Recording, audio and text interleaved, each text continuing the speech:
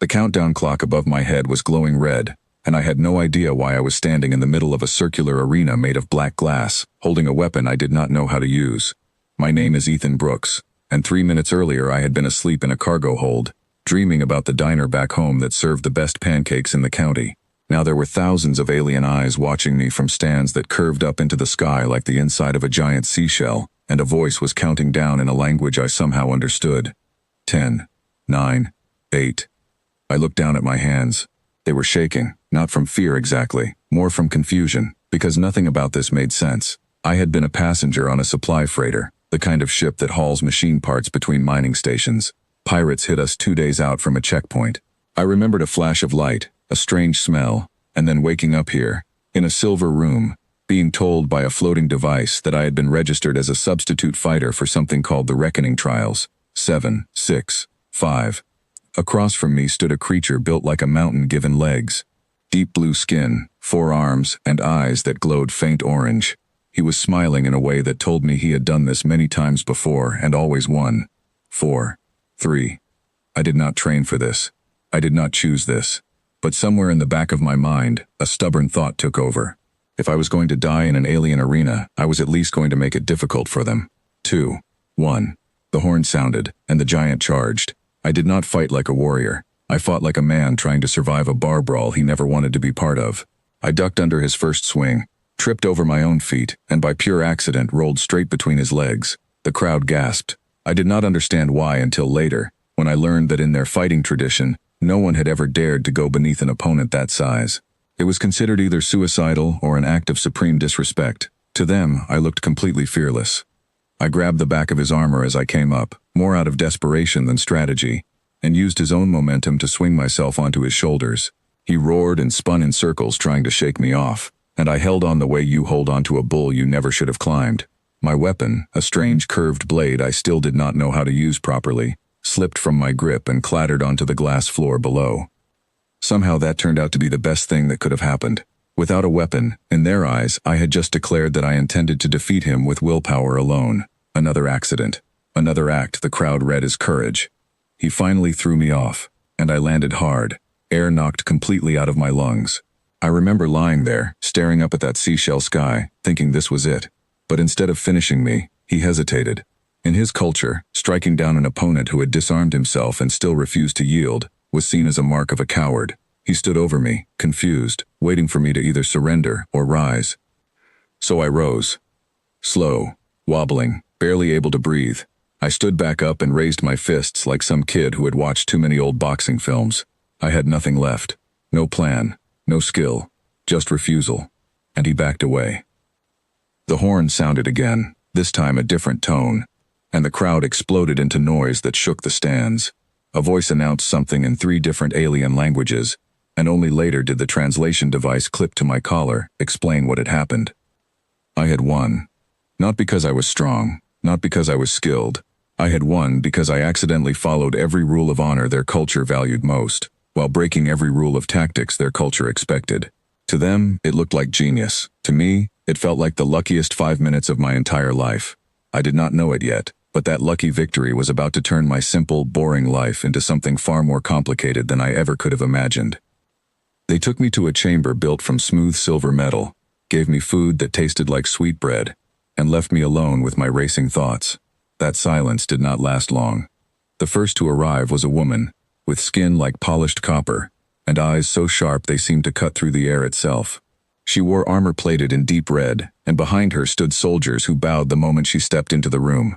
Her name was Vera, and she introduced herself as a princess of the Iron Choir, a warrior house that had ruled their sector for generations through combat and honor.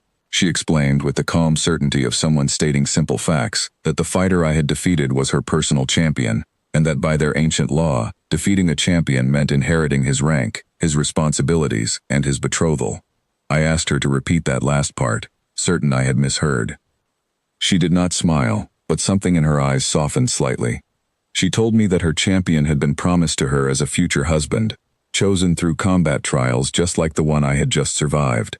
Since I had beaten him fairly, under her law, I now held that same promise. I laughed, thinking it was some kind of joke. She did not laugh with me. Before I could ask any more questions, The chamber doors opened again, and a second woman walked in. This one dressed in flowing silver robes that seemed to shift color depending on the angle of the light. Her presence was calm, almost cold, the opposite of Vera's fire. She introduced herself as Elune, Princess of the Silent Current, a house known across the region for diplomacy, contracts, and careful calculation rather than open combat. She informed me, in a tone that suggested she found the entire situation mildly inconvenient, that the tournament I had fought in had been hosted under her house's official charter. Buried deep within that charter, in language written centuries ago and rarely read by anyone outside her family's legal scholars, was a clause naming any undefeated champion as heir consort to the hosting house. I asked if that meant what I thought it meant. She confirmed, with the patience of someone explaining basic mathematics to a confused child, that it did. 2 princesses. 2 completely different reasons why I apparently now belonged to their families.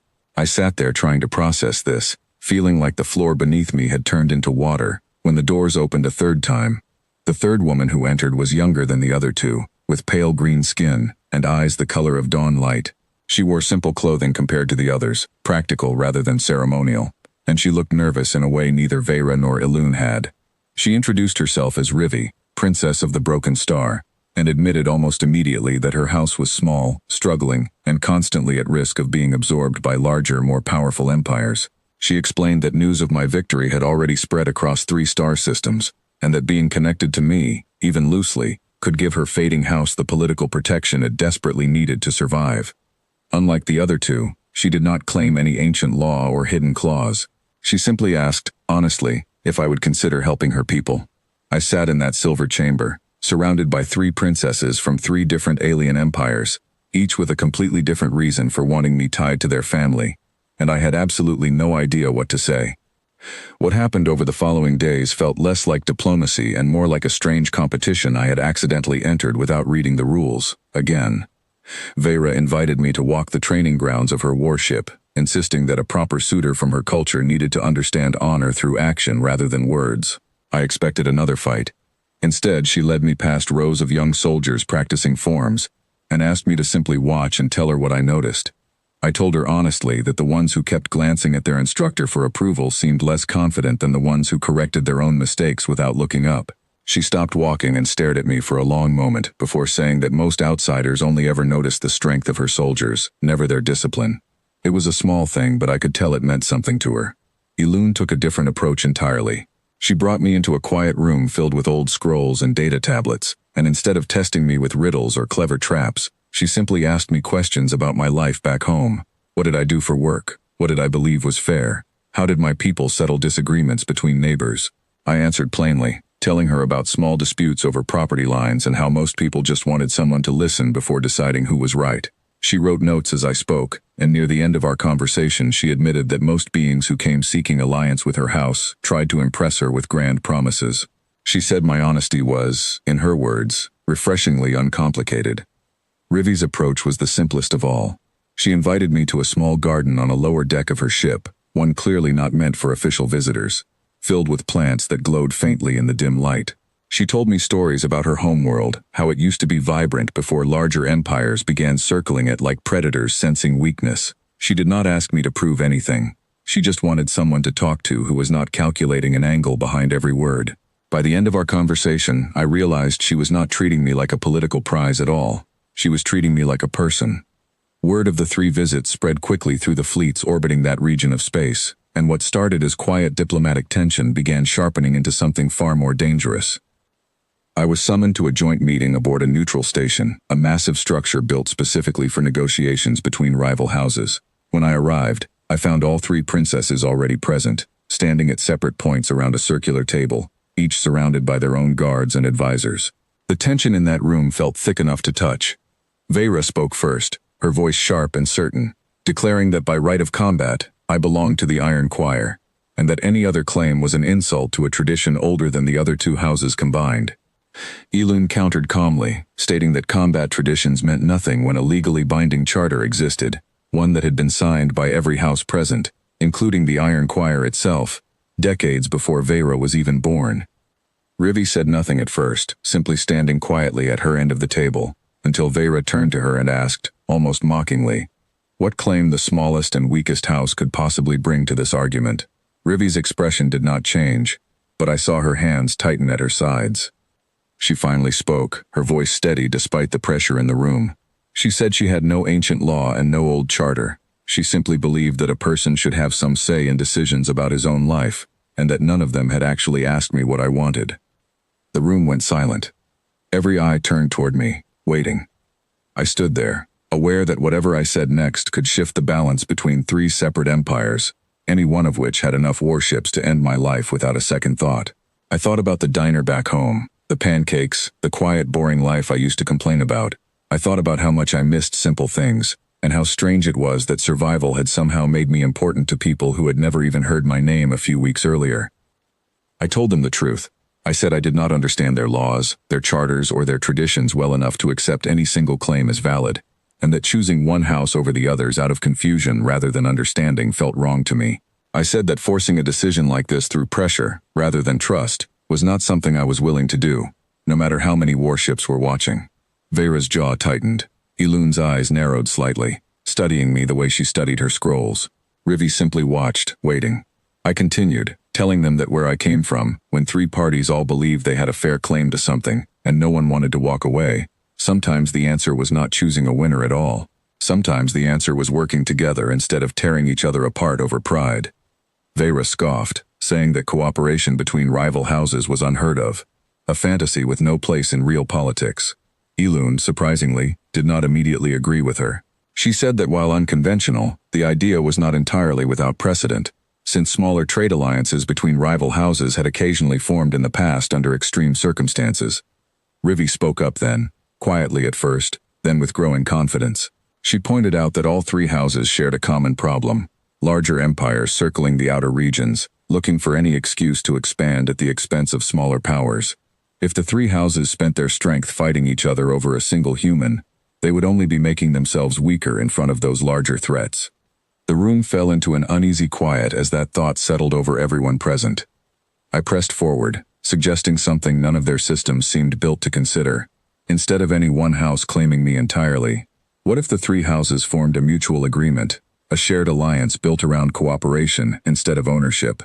I would act as a bridge between them, a symbol proving that combat glory, legal precision, and quiet compassion could all work side by side instead of constantly competing. Vera crossed her arms, clearly unhappy, but she did not immediately refuse the idea outright. Elun tilted her head slightly, already calculating the political advantages such an unprecedented alliance could bring her house. Rivi looked almost hopeful for the first time since I had met her, seeing a real chance for her struggling people to finally gain the protection they desperately needed. Negotiations that followed were not simple. Vera demanded that any alliance still honor her house's combat traditions, refusing to let go of the pride her people had built their entire culture around. Elun insisted every detail be written into careful legal language, unwilling to risk vague promises collapsing under future pressure. Rivi asked only that her people not be forgotten or pushed aside once the larger houses got what they wanted from the arrangement.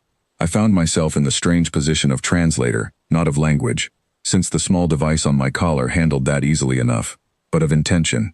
I helped Vera understand that legal structure was not weakness, but a way to protect the honor she valued so highly from being twisted later by political enemies. I helped Elun understand that Vera's demand for tradition was not stubbornness, but the same desire for fairness Elun valued in her charters, expressed through different customs.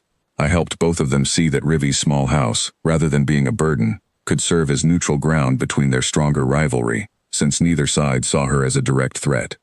Slowly, painfully, over days of arguments, corrections, and reluctant compromises, something began to take shape. Not a marriage, not a simple claim of ownership, but a genuine alliance between three houses that had never before agreed on anything of real importance. The final agreement was signed aboard that same neutral station, witnessed by representatives from all three fleets. Vera's warriors would provide protection for shared trade routes. Elun's diplomats would manage fair agreements between the houses and outside powers. Rivi's people, given new legitimacy through the alliance, would serve as a trusted neutral voice whenever disputes threatened to boil over. And me, I would remain connected to all three houses, not as a prize divided between them, but as living proof that cooperation was possible, even among rivals who had spent generations distrusting one another. Standing on that station after the agreement was finalized, I felt the weight of the past weeks finally settle. I thought about how it all began. A lucky roll between a giant's legs, an accidental act of desperation that somehow read as courage to eyes that valued honor above all else. Vera approached me first, her expression still guarded, but softer than it had been at our first meeting. She admitted that while she still believed combat proved the truest form of loyalty, she had come to respect that my refusal to simply accept her claim showed a different kind of strength, one built on patience rather than force. Ilun followed, offering a rare small smile as she noted that our arrangement, unconventional as it was, might actually prove more stable than any single claim ever could have, since 3 houses invested in its success were far less likely to let it fail. Rivi was last, and she said the least, but her eyes carried more warmth than either of the others. She simply thanked me for listening to her when she had nothing to offer but honesty, and for helping her small, struggling house find a place among far larger powers, without losing what made it worth saving. I looked out at the stars through the wide viewport of that station, 3 alien empires now bound together because of one confused, lucky human who never trained for any of this. My old life, the quiet, boring routine I used to complain about, felt impossibly far away now. But standing there, between 3 women who represented power, wisdom, and heart in equal measure, I realized something important. I had not won that first fight because I was strong, or skilled, or clever. I had won because I refused to give up, even when giving up would have been easier. And maybe that same stubbornness, that same refusal to simply accept the easy answer, was exactly what these 3 rival houses needed to finally learn how to stand together instead of tearing each other apart. Whatever came next, whatever challenges waited among the stars for the strange alliance we had built, I knew one thing for certain. My one lucky victory had changed everything, and somehow, against every possible odd, that change was turning out to be something worth protecting.